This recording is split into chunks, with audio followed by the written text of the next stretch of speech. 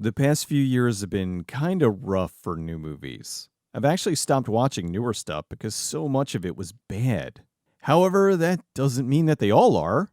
I've uncovered a few newer movies that are genuinely good that I think you'll enjoy. The oldest of these is from early 2020. Because these are all pretty new, I'm going to be doing my best to keep the spoilers at a bare minimum. Here's 5 newer movies you probably overlooked. Fall. Fall's a 2022 thriller from director Scott Mann. The movie's about a trio of thrill seekers. While climbing a cliff, one of them dies horribly. Because of this, one of the survivors, Becky, becomes a reclusive alcoholic. Her best friend Hunter wants to get her out of her funk and convinces her to go on to climb a recently decommissioned 2,000-foot tall antenna tower. They climb up and naturally get stuck at the top, which is where most of the movie takes place. This movie takes one of our most basic fears, the fear of heights, and stretches it into a fairly effective film. I personally am not afraid of heights, but I don't like them very much. What that means is I don't have a problem looking off the roof of a tall building or climbing one of those wall thingies. However, you asked me to walk across that glass bridge, and no fucking way. So when I heard about the movie, I was intrigued. I wasn't sure if they'd be able to keep the tension up for the entire film with 2 girls stuck at the top of a tower, but considering The Shallows worked and that was just one girl stuck on a rock near the beach, I figured this could work. Indeed, this absolutely worked. While the characters are incredibly stupid climbing this thing, and yes, they make terrible mistakes, but the whole thing never felt outside the realm of possibility. I mean, look at all the videos of people doing dumb stuff like hanging off a building for Instagram content. Something like this could absolutely happen. There were plenty of genuinely tense moments, and I really wasn't sure where the whole thing was going to end up. I do think it could have been trimmed to 90 minutes instead of 107, and it would have worked a little bit better, but it's not a deal breaker. The movie hit theaters August 12th, 2022. It cost $3 million to produce, and it pulled in almost $22 million. This is the kind of movie that Hollywood needs more of. A small film made by talented people that is $5 million or under. In this day, almost any film that stays within those parameters can hit theaters and turn a profit. The movie's available on Blu-ray. At my time of recording this, it's on Peacock, but most likely by the time you see this, it'll be gone. Although that means that it most likely will pop up somewhere else. Check your local streaming services. The movie was a hit, and Blumhouse announced they were shooting 2 sequels back-to-back. I don't know if the formula will work again, but who knows? They can keep the budgets low and the tensions high. It could be an effective trilogy. Dormouse. Dormouse is a 2023 crime thriller written and directed by Avan Jogia. You may remember him as the guy who played Leon in Resident Evil Welcome to Raccoon City, although he's done a lot more than that. Apparently, he was also in Victorious, but I never watched that program. Not the show where Dan Schneider made girls do weird things with their feet. Anyway, Dormouse is about Mouse, a dancer at a burlesque bar in a really terrible neighborhood who starts to investigate the disappearance of her friend. Mouse is also a comic book artist who's trying to earn enough money to get out of the hellhole she's living in. As she looks into her friend's disappearance, she uncovers a much larger operation going on. This movie was suggested to me by Gabriel, who's one of the actors in the film. I'll be honest, when I watched the trailer, I thought it was going to be awful. As it turns out, that's because the trailer was indeed awful. The distribution company cut their own trailer and didn't use the one the director made. The bad trailer really misrepresents the movie and presents it as something it isn't. I hate it when trailers do that. It's almost like something I discussed over a decade ago. I watched the actual film and was very pleasantly surprised. It has a sort of lo-fi film noirish feeling to it, with a little comic book vibe mixed in. It even has a few heavy hitters, like Famke Janssen and Donnell Logue. Haley Law plays Mouse, and she really does carry the film. She's genuinely good, and I hope she does more like this. The film premiered at the Toronto International Film Festival in 2022, and went straight to video on demand in 2023. With movie theaters still in recovery mode after being shut down because of the pandemic, I'm not surprised this ended up skipping them altogether. Dormouse is an interesting little film.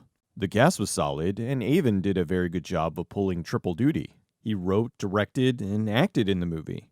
I think the transitions between some of the scenes was unique, and overall, I felt it was an enjoyable film.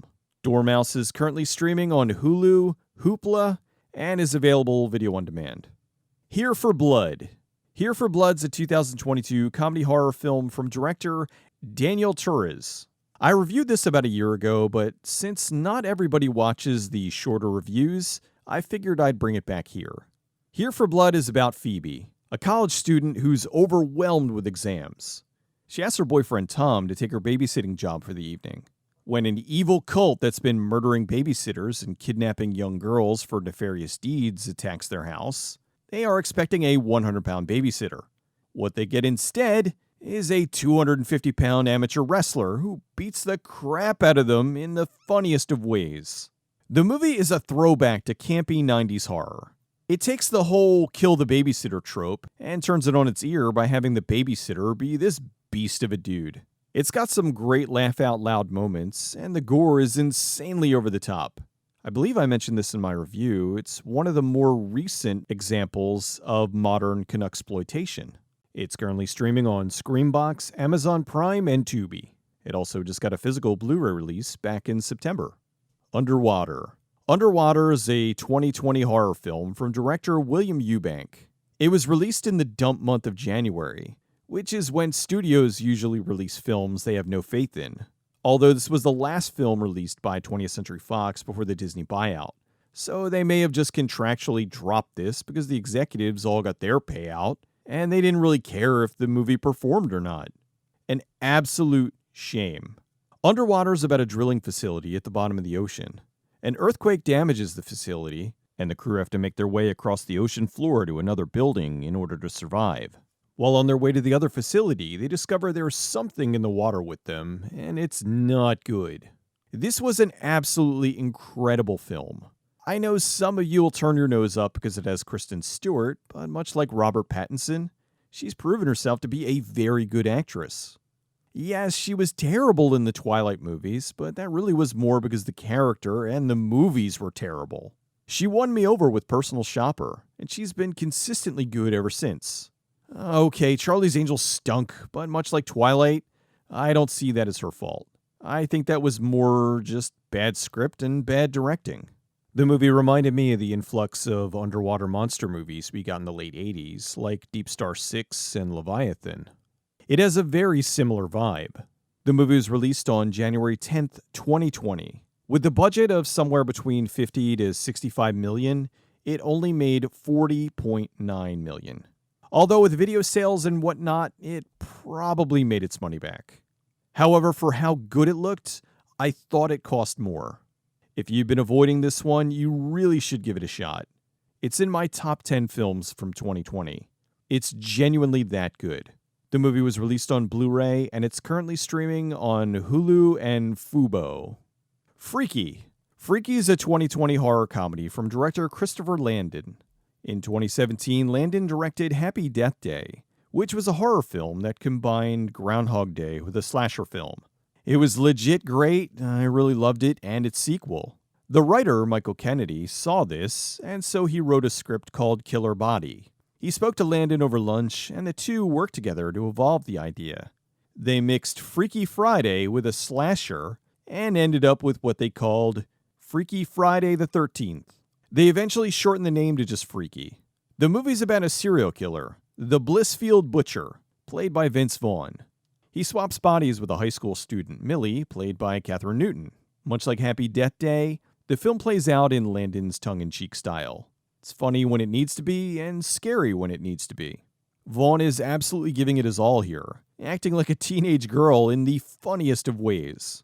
The movie hit theaters on November 13th, 2020, and considering that relatively no one in the US was going out to the movies at the time, so Freaky pulled in roughly 18.1 million.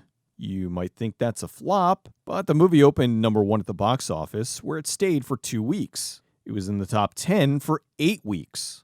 If this was a normal year, it most likely would have done triple those numbers. The movie cost $6 million to make, so all things considered, it was a success. If you're looking for an off-kilter horror film with its tongue firmly in cheek, you'll love this one. The movie's available on Blu-ray. It's also available to stream on Fubo and Peacock. If you want to see the bonus 6th entry, please consider joining my Patreon. If not, that's all for this week. Take care, everyone.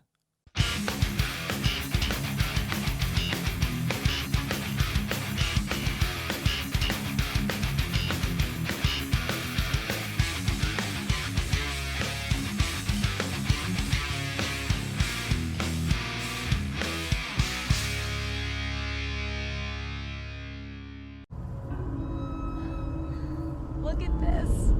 Damn it, Hunter, you are such an asshole. What are you getting us into? Don't worry.